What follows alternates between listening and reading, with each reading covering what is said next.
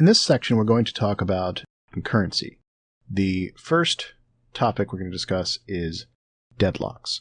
Deadlocks are something that you will run into, especially if you are new to concurrent programming, which Go provides very easily with its primitives. So let's start off by creating a simple program that is just going to print out some numbers. So we'll make a channel, and a channel is a type that you can put variables into and then pull back out of, kind of like a pipe on the Linux command line.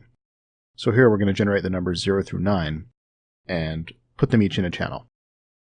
And then next, we will consume from the channel and print out the numbers from 0 through 9. So let's see what happens when we run that. Okay, we have an error that we have a deadlock. All Go routines are asleep. That means that every part of our program is waiting on some other part of our program, so none of them can proceed.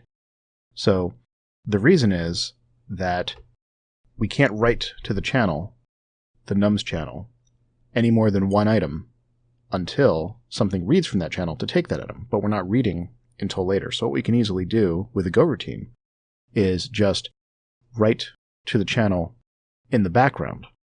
Then we can read from the channel and we'll be able to consume it. So we'll take a look at that.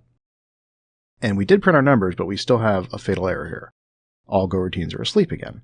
So we take another look at the code. The reason is here on line 16, we are reading from the nums channel. Well, the nums channel no longer has anything being done to it, and it's not being closed. So we have this error. So the solution is to close the channel in the Go routine after we're finished writing to it. And then we have exactly the output we expect.